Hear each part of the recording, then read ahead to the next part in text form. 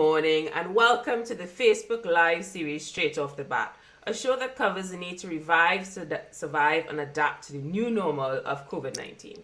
Join us as we will be speaking to individuals across the financial industry who will be helping you understand financial literacy and education. I'm your host, Pauline Joseph, and I don't know about you, I have so many questions about money. Today, our guest is here to discuss something I wish my parents shared with me, but it's better late than never, and it's about money management tips. Andre Falby from CIBC First Caribbean is a senior manager credit risk. And when it comes to credit risk, those words to me, I'm just like, does that mean that I have to have a business and credit and risk and all these fancy terminologies that keep popping up? And it's just certain things that are basic that a lot of us don't know just yet. And I am so ready to learn. I hope you are too. But before we start, make sure to smash that follow button, because we do these live sessions very often and we're always looking forward to hearing your feedback on the things that we need to discuss. So let us introduce Andre into the mix. Just an FYI, we will be getting a Q&A session at a later point of view. But Andre, I know you have a presentation for our audience out there, but before we get into that, I want you to share with the audience what does your job entail? What does it mean to be the manager of credit risk? Okay, well, hi Pauline, good morning. Thanks for having me on Straight Off the Bat. I guess in a nutshell, what I do, I am a credit adjudicator. So I'm the guy behind the scenes that says yes or no when multi-million-dollar credit applications come in for businesses. So Okay, yeah, so you will never see any of my accounts. That is what you're saying, because probably. I don't have well, so many zeros. well, when you open that big business, yeah, you'll be there. See you. Yeah. Okay, so are you going to be able to translate that sort of big picture to small layman people like us? Yes, because one of the things that I do, I'm also an adjunct faculty lecturer at Roytech, and one of the courses I teach there is personal financial management, personal financial planning, and so I engage a lot with different people on financial planning and financial advice. So the topic this morning is really going to be geared towards the individual. It's geared to all of us. It's not geared towards business today. All right. Awesome. So I Yeah. just saw Leandra Marie said, "Morning, Mr. Falby." Hi, So that yes, sounds like a student. one of my former students. Yeah. You're Leandra's quite yeah. Go Leandra's a ahead. professional now. She's out there in the world, but she was one of my students a Ah, few years ago. Yeah. okay, great. Mm. And also, we have a very valuable team member behind it, Ms. Paula. She said that you are one of her former lecturers as well. Mm. So we have a superstar in the mix today. Mm. All right, great. So when it comes to managing money, I just want to ask one quick question before you get into the Mm. mix. We're in a situation right now that, a lot of people didn't plan for. Mm. And as much as some people say, have some sort of nest egg, I wasn't taught that growing up. I didn't realize my friends were all, it was almost like a secret. It's like, oh Mm. my goodness, all my friends have money set aside and I'm still figuring it out. Mm. What advice would you give to somebody who didn't necessarily have that sit down or that knowledge of what's going on, but also trying to catch themselves? It's kind of like, I Mm. don't have a lump sum, but I also don't have a job. What words Mm. of hope will you share with them? Okay, I think of course you've got to get information, get financial advice, and get real data. What is happening out there? Um, Look at alternatives. If you do have some money and you need to put it somewhere safe, look at the alternatives in the environment to see where exactly money goes. Now, in a perfect world, we should all have 6 to 12 months of living expenses saved somewhere liquid, in a money market fund or a savings account, so that whenever the unfortunate happens, we're good.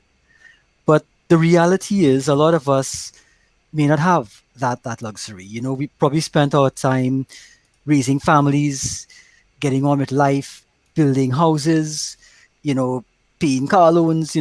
Life sometimes takes a toll on our wallets and all our good intentions to save and put aside that ideal 6 to 12 months emergency money. But um, sometimes the unfortunate may happen and you may lose your job. So what happens? And you can still survive if you have lost your job. The loss of employment does not mean the end of the world. It's basically a transitionary period. It means you're going to have a period where there will be no income, but you can take your resources, and we would all have resources. You've got some, you know, it may be limited financial resources. You may have some other resources that you can probably put into overdrive to start earning in another capacity. But we all have resources that we can use to take us forward. And I'm going to go through some steps. Basically a must-do list of what you're going to do if you become a casualty of this pandemic. I love what you said about, doing the research, because I feel like sometimes you get so overwhelmed with emotion, you get distracted by the possibilities that are out there. So I am excited to learn from your presentation, and this is the first of its kind since we started the Straight Off the Mhm. Bat series. We have a lecturer who's going to share his insight, and I'm not going to be needing this because I also have my notepad and I'm ready to take notes, guys. So, with that said, the entire session is in your hands for the next 15 to 20 minutes. And guys, stick around because I have some questions, and I'm sure you will have as well. So stick around to listen out to Andre's presentation. So we're going to add you to the screen. Here we go. And take it away, Andre Falby. Okay, thank you, Pauline. So, a must-do list if your job becomes a casualty of the pandemic. And by casualty, I just mean financial casualties. So, you as a person, as an individual, you're going to move on. Now, if you've lost your job, it is an emotional time, it is a stressful time, but it is also a time to make financial decisions. It is a time to be careful with money. It's a time to start planning. So we're going to focus on the financial side. And it's you need to treat this situation as a business person would. So first thing, know your severance entitlement. If your if your job has become redundant, you're retrenched by your company, then severance pay is a factor. Some companies may have general severance benefits, some may not. All right, the benefits differ based on company policy and based on the collective bargaining agreement that you may or may not be under. However, in Trinidad and Tobago, the minimum severance payment is set out under the Retrenchment and Severance Benefit Act. So this is the minimum. So there are conditions for the minimum payment that your employer can pay you. And the minimum under the act is calculated quite simply: 2 weeks pay at the basic rate, and that's your basic salary without any benefits. Basic rate for each year of service for workers who have completed more than 1 year but less than 5 years of continuous service, and 3 weeks pay at the basic rate for the fifth year and for each succeeding year prior, sorry, where the worker has served the employer for 5 years or more. So, what does all that mean? Let's do a quick example. If you are a permanent worker with 8 years service and a current monthly salary of, let's say, $12,000, your severance entitlement will be 8 weeks pay for years 1 to 4 that you've worked, and 12 weeks pay for years 5 to 8 of your service, which works out to 20 weeks by $3,000, your basic weekly pay, or $60,000. Now, $60,000 for someone whose basic salary is $12,000 is essentially 5 months pay. Severance pay, and this is important, severance pay is tax exempt up to $500,000. So there's no, the tax man is not going to touch your severance once it's under 500,000. So we've got the severance. That's the first thing out of the way. But your guaranteed monthly salary is about to end. The severance payment is not a windfall. You did not win a lotto. You didn't win a bingo. This is not a windfall. You need to plan carefully, and you need to plan before you receive a cent of that money. So at this stage, you know the figure. Get your pen and paper, your laptop, Excel spreadsheet, and start the process of planning. And how do we plan? We begin with a list of your current monthly expenditure. When you're making this list of expenditure, you want to be as accurate and realistic as possible. List basically everything you spend your money on. And when I say everything, I mean, yes, you put the big ticket items down, but if you know you spend, if you go to Starbucks and you buy a caramel macchiato every day, include that in your budget, because it's gonna that's a couple $100 at the end of the month. So include everything. Include everything. Act as if your salary is still there. And a good way to find out what you spend on, because I know not all of us keep track of every dollar you spend, but pull out that credit card statement. Download your credit card statement, and that'll give you a listing of every where you spent your money for the past couple of months. So you've got your list of expenses, so you know where the money go, or you know where the money went. So now we start budgeting. So first thing you want to do is divide your expenses into categories. And we're going to divide into 3 categories. The first is fixed expenses that you must be. And your must be expenses would be rent, your mortgage, loan payments, life insurance, and I'm saying life insurance. Life insurance is important. Property insurance, if you've got to pay your house insurance, your car insurance, property must be maintained. Utilities, so your phone bill, light bill, cable, internet, utilities continue, WASA rates. Continue these payments as scheduled. Falling behind will only place you in a worse financial situation. Okay, you don't want to be caught with a TNTech disconnection, or having to deal with a cable bill 3 months past due. So as far as possible, put those things as fixed expenses. You must pay those. The second category would be expenses with room to trim. And we all have some room in our budget that we can trim. This could be things like eating out, entertainment, groceries. And quite a lot of us spend maybe a bit more on grocery than we have to. But, you want to be careful with your trimming your grocery bill. You're trimming it, but not too much, because you and your family still need to eat sensibly and maintain your health and well-being throughout this period. The third category would be expenses that you can suspend. So the expenses you can suspend during the unemployment period. And these would be things such as your pension contribution, your annuity contributions, monthly savings plans.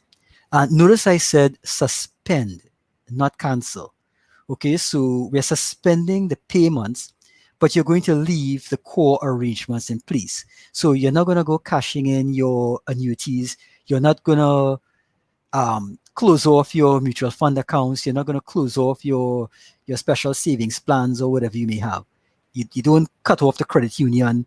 You simply suspend the payments on these things. The third tip, stretch those dollars. So how do we stretch those dollars? You don't know how long you're going to be out of a job. So you need to make that severance and savings, if you've got some savings, last as long as possible. Now, in the example I just gave with the severance payment of $60,000, that's equivalent to 5 months basic salary. But we never really get our basic salary into our bank account, right? Normally, there there's taxes and other statutory deductions, NIS, self surcharge coming out. Your severance P is going to be a gross figure, no taxes, no deductions. So the cash that you're going to save from not having to pay income tax and these deductions, and of course, by trimming your budget down to bare bones, can possibly stretch your severance to cover maybe up to 6 or 7 months living expenses. All right. And that's assuming you've got 5 months salary in the bag. Trim some fat, and here you've got 6 or 7 months of living expenses that can carry you forward.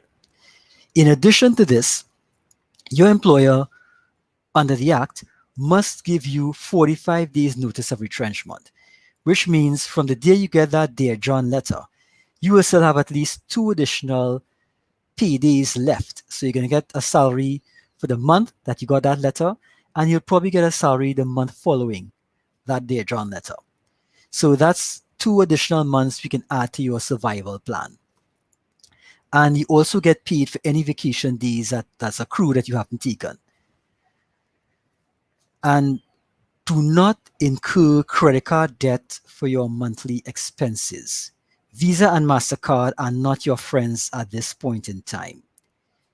If you normally use your credit card for your monthly expenses, you use it for the grocery and to pay bills, and you say, well, I get points, I get miles, I get whatever, but you pay the entire balance off at the end of the month, you can continue that process, because once you pay your entire credit card bill at the end of the month, it means you're not carrying credit card debt. You pay zero interest.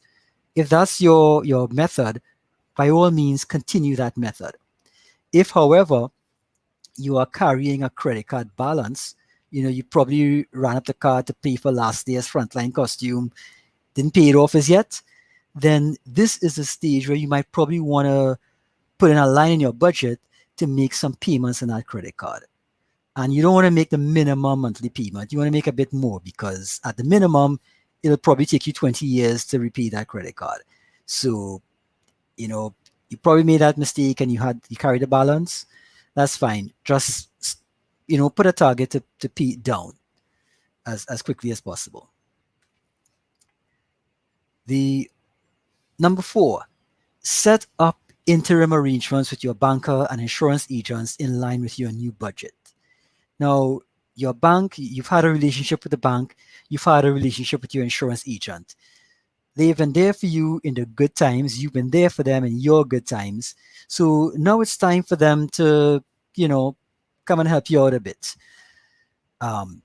Banks have been willing to accommodate people who have lost their jobs. So, go in to speak to your bank officer, see if you can make an arrangement to pay maybe interest only on your mortgage and loans for the next 3 months, if possible. If that's not possible, then maintain your monthly payments. Do not make lump sum payments from your severance. And I know some of you might be thinking, but I owe $1 million on my mortgage. If I've got severance, why not make a lump sum payment? Bring that down. The reason being, if your mortgage does not have a clause that allows you to make lump sum payments, and you make a lump sum payment, the bank is simply going to put that in a suspense account and take out the monthly payments when it's due. So in the long run, you would end up paying the same interest as if you had not made that lump sum payments. Now, thankfully, a lot of mortgages today do have a clause for lump sums, in which case you would probably save some interest. But at this point in time, we're kind of in survival mode. So if you go to an interest-only arrangement with your mortgage, and instead of your mortgage being liquidated in 15 or 20 years, it's going to be paid in 15 or 20 years plus an extra 6 months. And in the general scheme of things, that's not so bad. Also, for quite a lot of mortgages, your monthly payment may comprise 50% principal and 50% interest. So if you go to interest only for 3 months, maybe 6 months, you could probably cut your installment in half by doing that.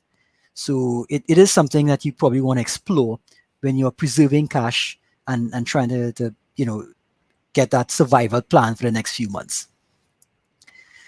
Um, Payments to annuities, pension plans can be suspended. They will not lapse like insurance policies. But remember, we're suspending payments. Do not cancel, do not cash out.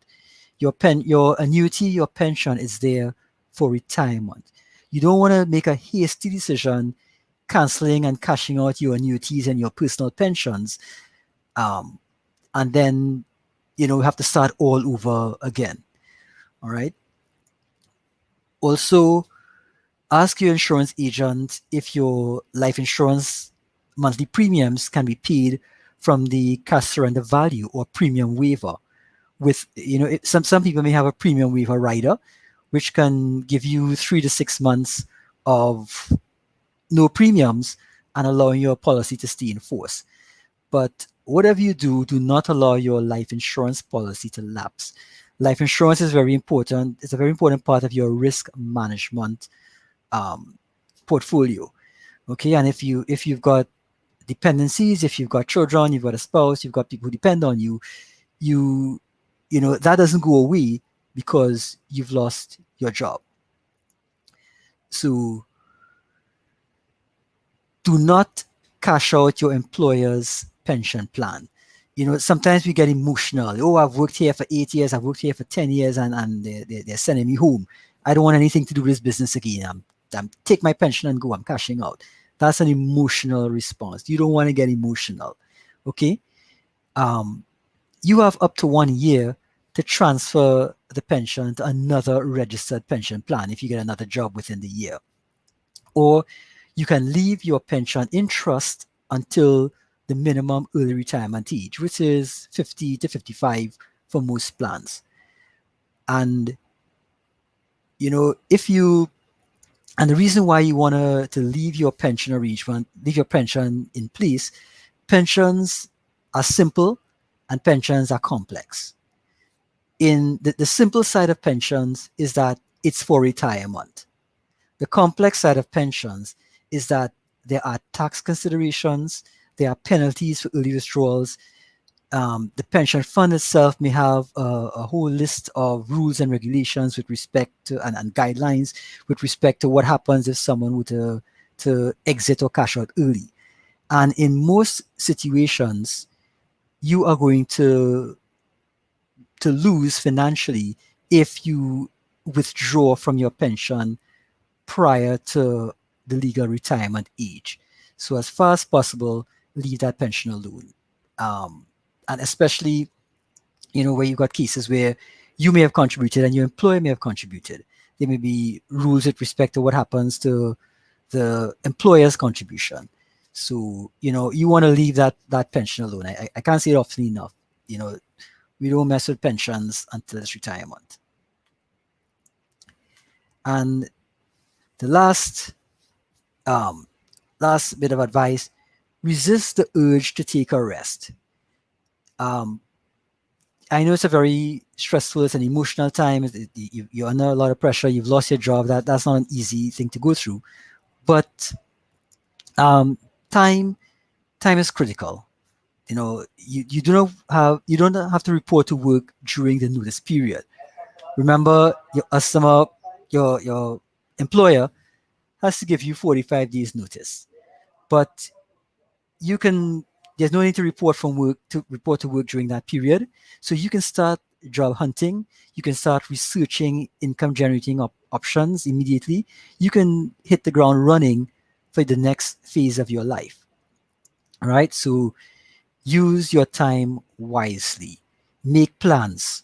Rejuvenate yourself with meditation, physical exercise, but don't lie in bed worrying about the future.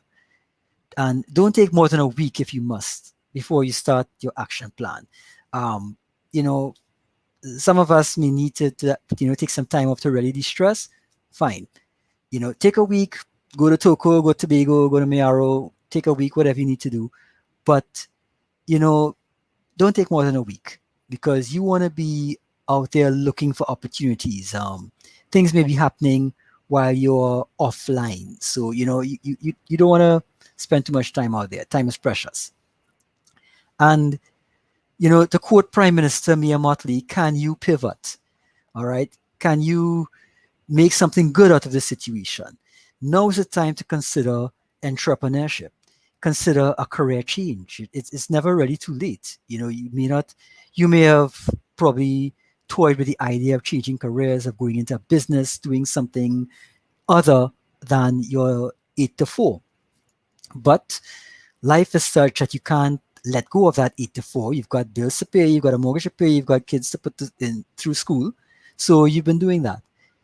Now the universe has given you an opportunity. You know, why not take that opportunity and see what's next? All right. With careful financial planning, you may have 6 months plus of financial comfort, or room that you can, you know, take to move on to the next step. And that's our tips for what to do if your job becomes a casualty. Thank you so much. I have some notes here. I hope so. Christy, Mhm. she asked if the video can be downloaded. Is actually something that once we have ended the broadcast, it's available at any point in time for you on the Facebook Mhm. page. So make sure to follow the Bankers Association of Trinidad and Tobago Facebook page to go access these videos. And we have quite a number of people still with us, and there's a wealth of knowledge. One of the questions I have here is, I am so confused with the dates on my credit card statements. Like, I need you to answer some questions here. But before Mhm. I ask that question, I'm going to take a quick break. And Mhm. at the end of that break, guys, make sure to slide into the comments any questions you have for Andre. Put in the comments, because I don't want to be the only one asking questions, because I have a lot. So we'll be right back in a second.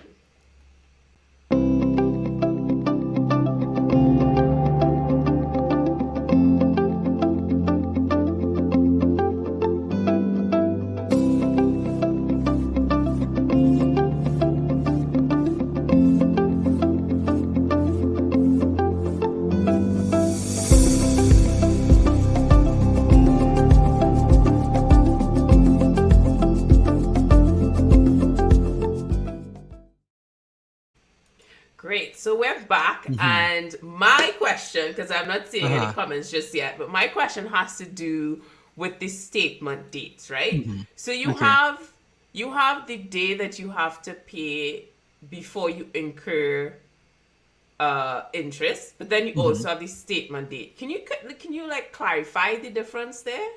Okay, sure. The statement date for most credit cards is usually a very odd date. Sometimes it might be the 12th of the month, for example.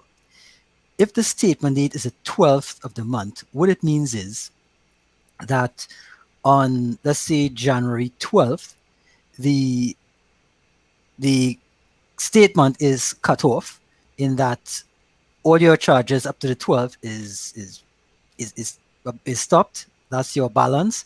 And whatever balance is there on the 12th of the month is the total amount that you need to pay. And the statement will give you that balance as at the 12th. Now, it means you've got to, if you pay your entire bill, if you pay that balance as at the 12th, you will not pay any interest. Now, the payment date might be the 30th, or it might be the second or third. Usually it's about the second or third of the following month. So statement date, January 12th, payment date, February 2nd. It means you've got to pay that balance on or before February 2nd to avoid interest. Once you pay the entire balance, then um, no interest is charged. If, however, you pay the minimum balance or something short of the total balance, then interest will be accrued on the balance from the 11th of, sorry, from the 13th of December to the 12th of January. And the interest would be at 24% per annum, which is 2% per month. And of course, all charges, there'll be charges after the payment date, but that goes for the next cycle. And that interest that's accrued for the December to January 12th period, that will then show up on your February 12th bill. All right. Okay. I also, like Christy in the comments, I'm going to rewatch this video because I'm going to have to make some notes on that one. I also have another question regarding your presentation with life insurance. Now, I know you're not a life insurance agent, but I'm hoping that you can share your opinion on this. This is a question I ask so many people, and I feel like nobody answers. And the question is, if I don't have children, I don't have dependents, what is the point of life insurance? Good question. And this is where I raise the ire of all my friends in who sell life insurance policies. If you do not have dependents, if you don't have children, if there's no one who is financially dependent on your income, then you do not need life insurance. What you need is insurance to manage the risk that you actually do face. You need critical illness insurance. You need a personal pension. You need medical insurance, medical health insurance, right? So you buy insurance to match the risk, all right? Well, that question is finally answered from from a perspective that is different, and thank you so much for that. I have a question here from Andre regarding, it's quite a long one, so bear with me, right? So it says, must the severance facilities be expressly stated in employment contracts prior to signing, or are you entitled to all the severance facilities, including notice period, regardless of whether stated or not in the employment contract, due to it being outlined in legislation? This is from Andre. Okay, well, severance is usually never outlined in an employment contract because the minimum severance benefit that's a law.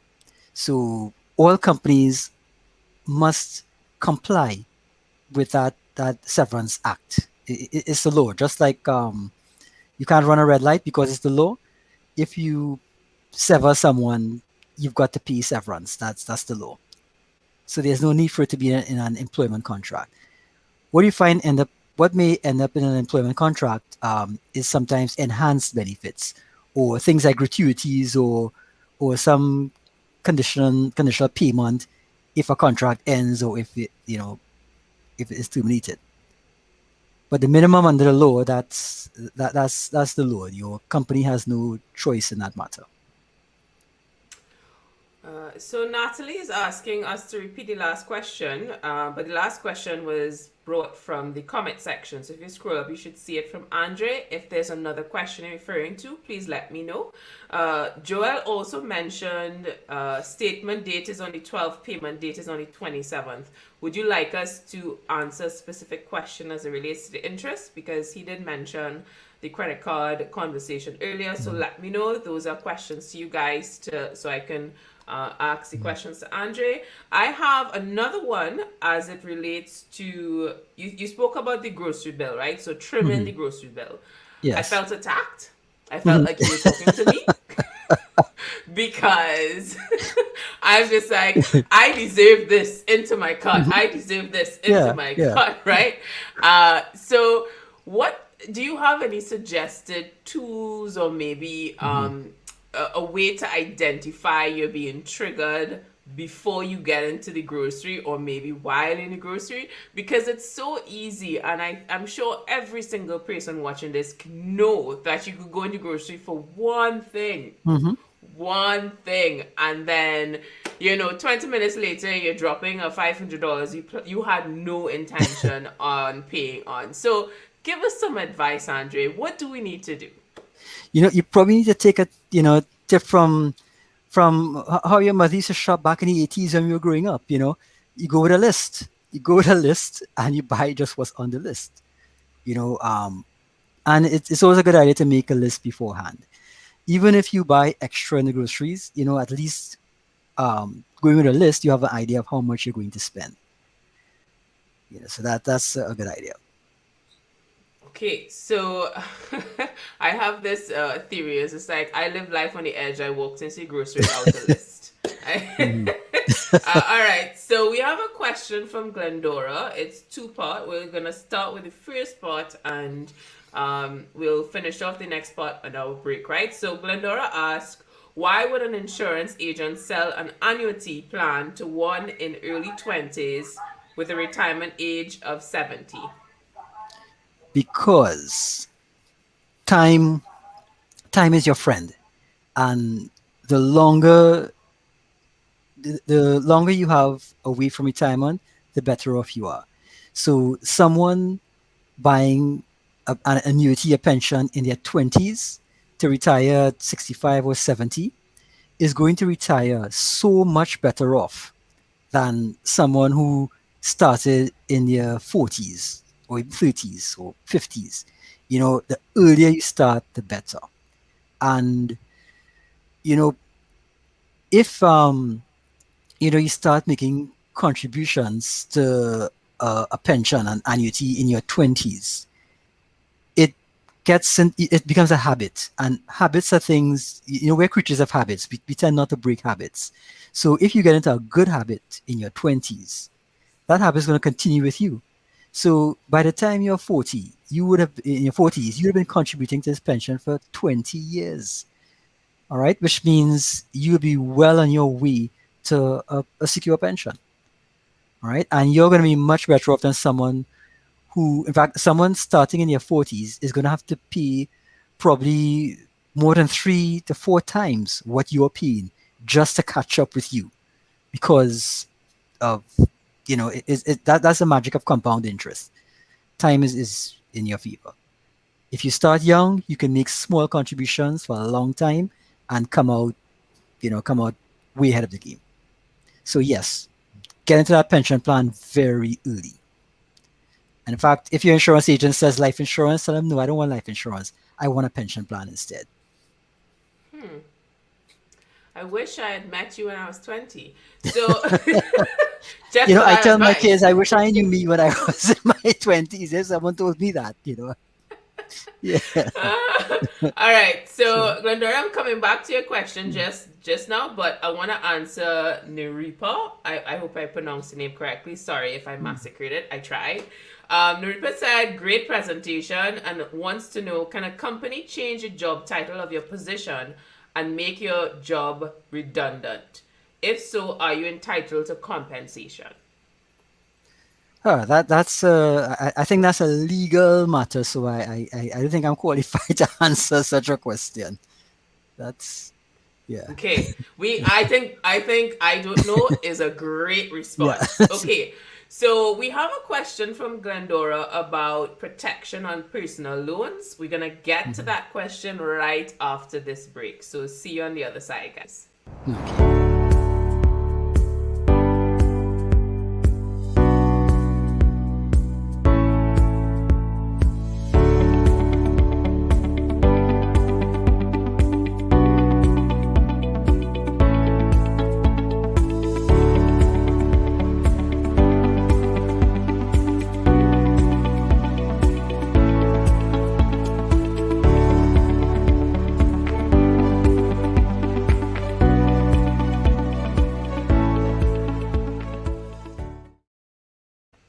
Welcome back. If you're just joining us or probably saw this notification and was like, what is this Bankers Association doing? Make sure to smash that follow button and subscribe, because we do these live sessions very often, more like twice a month, and it's so educational. I've learned a lot, and I'm sure you will as well. So make sure to follow the Bankers Association of Trinidad and Tobago Facebook page. So we are about to answer another question from Glendora Lashley, and should a banks add a protection on personal loans that cover loss of job? You have any take on this, Andre? Well, I mean, adding a further insurance on loans, that would probably make the cost of borrowing higher. So it is a kind of tricky situation. In addition to which, you've got to find an insurance company willing to take on that risk. Okay. Uh, doesn't the credit card give you that option? I believe there's an option for insurance every month. Um, that insurance would not be in event of loss of job, or you really can't insure against credit risk. The insurance would probably be over death, the insurance in case of death, or of course Oh. insurance from fraud and that sort of thing. Okay. All right. Okay. So we're going ahead to Andre's question. Initially, he asked about the severance. And a follow up on this question is: would the company be liable to legal action should the notice period not be adhered to if the purpose of termination of employment is due to restructuring? Yes, because remember, um, if someone is terminated, I mean, terminated means your job is redundant, and you're not offered something else. You're told you've got to go home. Then a company must follow the letter of the law. It must give 45 days notice, and it must provide a pension payment in accordance with the schedule. So you mentioned in your presentation about the niceties that need to come out of your expenditure Hmm. while under unemployment and trying to find your way. So Hmm. question about multiple incomes, right? Because Hmm. in our culture we tend to have more than one job. Hmm. Somebody Yes. has something on the side and they're doing this Hmm. thing on the side. What advice would you have for individuals who may be thinking, you know what, now is the time for me to go headfirst into Hmm. entrepreneurship? However, their bills may not necessarily parallel to that idea, so the reality and their dreams don't necessarily mesh. Hmm. So, do you have any advice on that? Yes, I think this is where you make decisions based on information, based on data. Now the world is changing. I mean, the concept of a permanent job is really quite a myth. I mean, no job is permanent.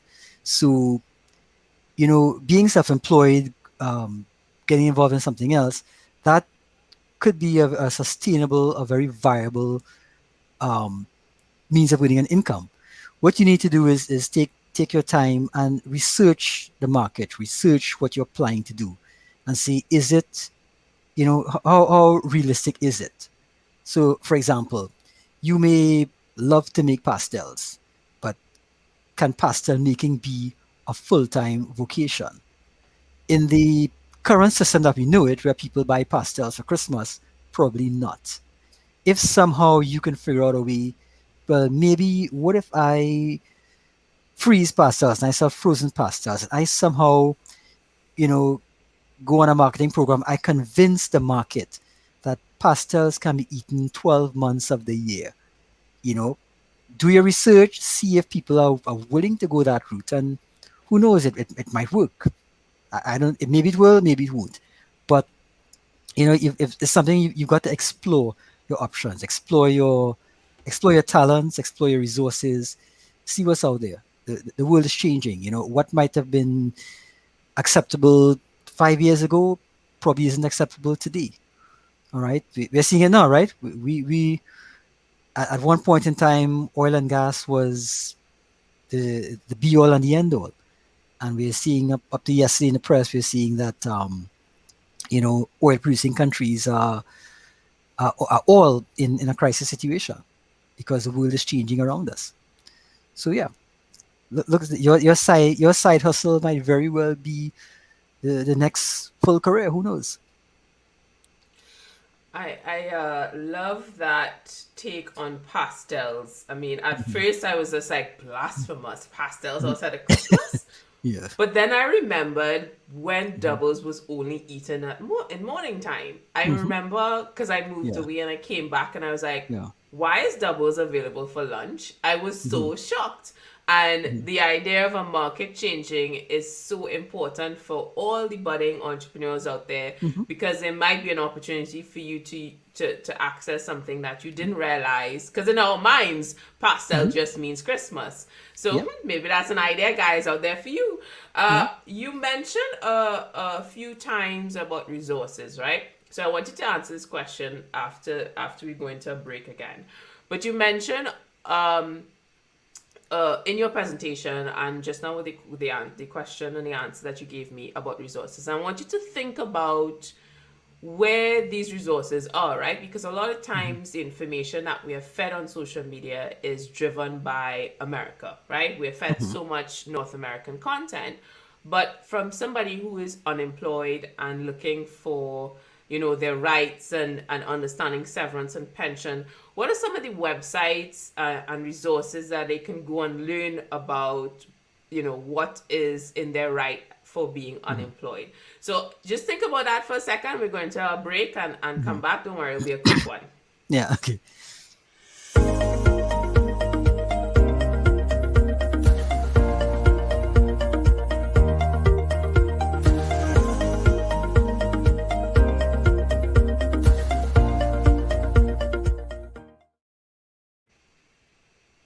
All Okay. right. So if you missed the question, I'm asking Andre about resources to help us during these times.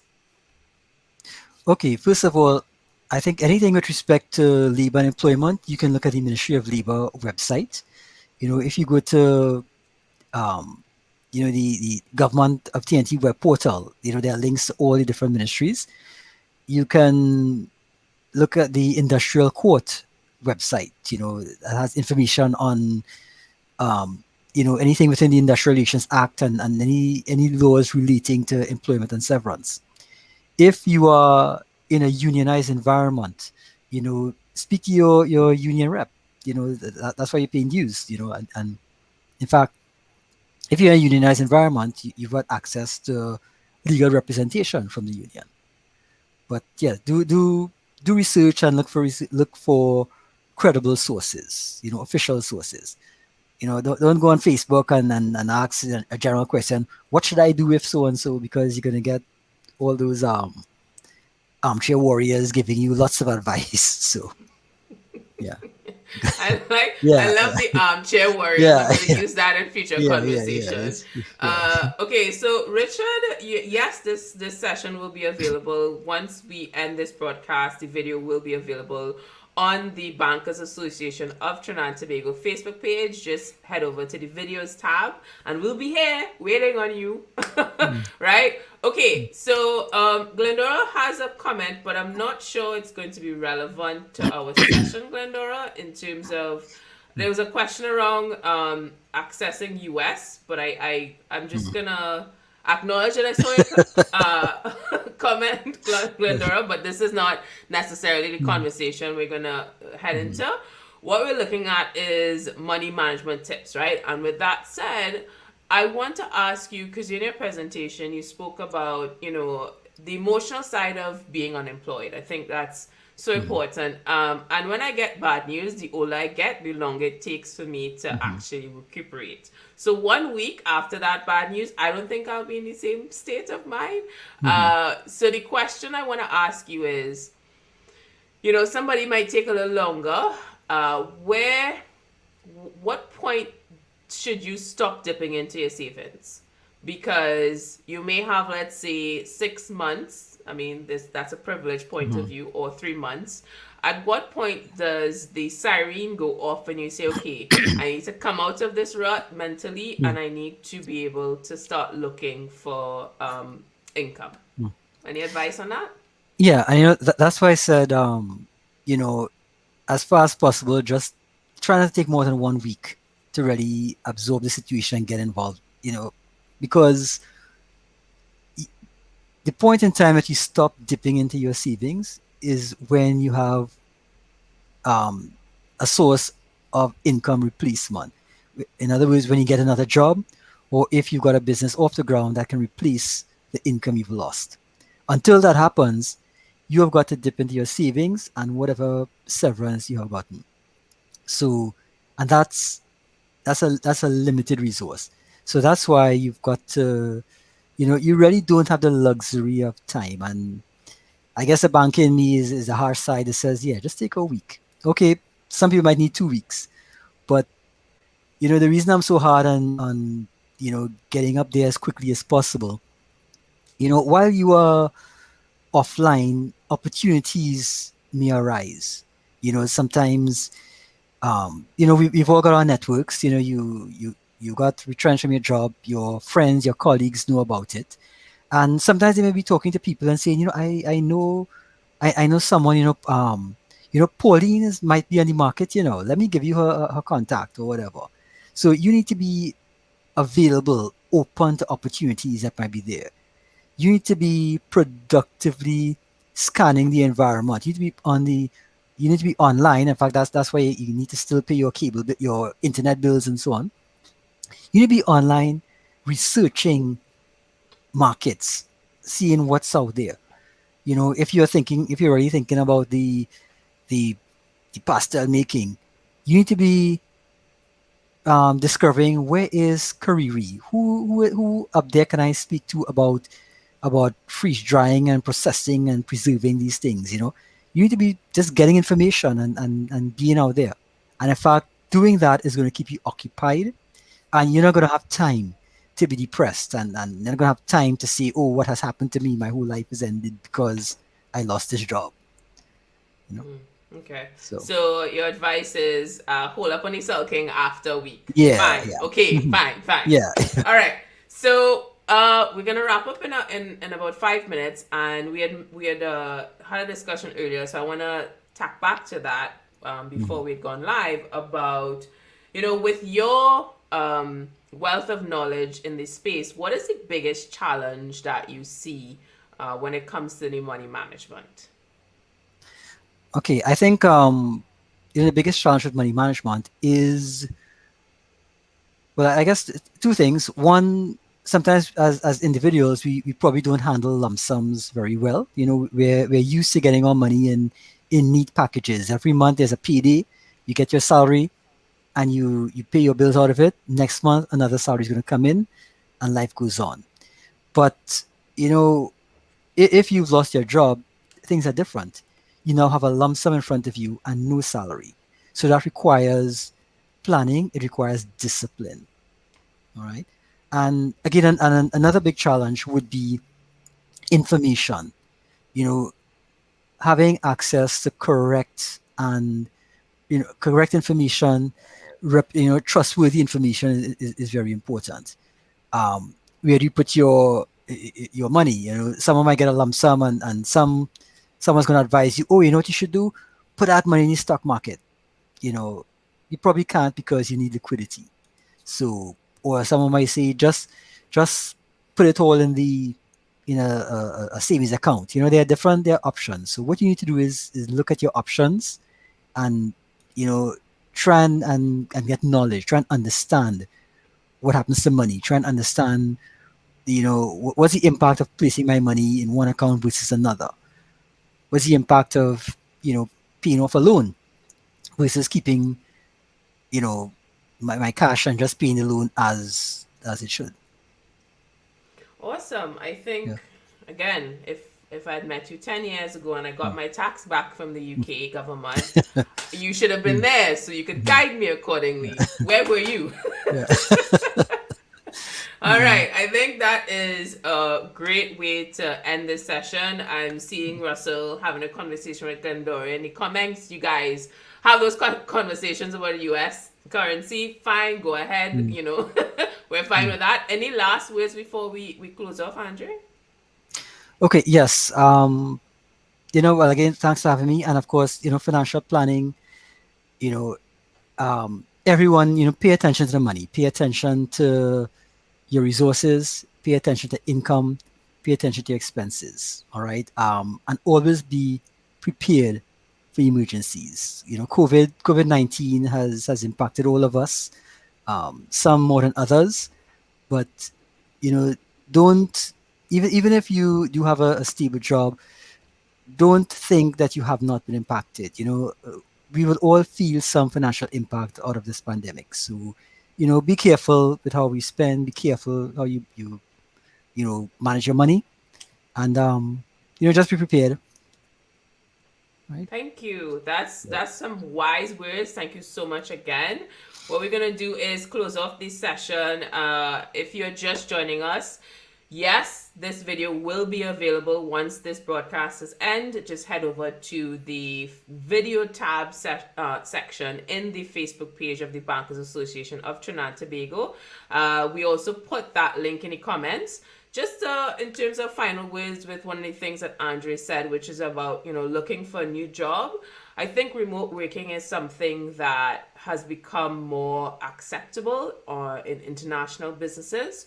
So you have websites like Fiverr.com, Freelancer.com, where you're able to take your skill sets and be paid by international companies. You should also head over to LinkedIn.com. These are spaces that will allow you to showcase your talent, your portfolio, and people from all over the world will be willing to pay you for it. So good luck on your search if you are employed and unemployed, and I hope that this session gave you some insight in ways to manage your money. I must say this is one of the most informative sessions we've ever done for the Straight Off the Bat series, and I hope that you can join us on the next session. And have a great day, guys. Don't forget to mask up and sanitize.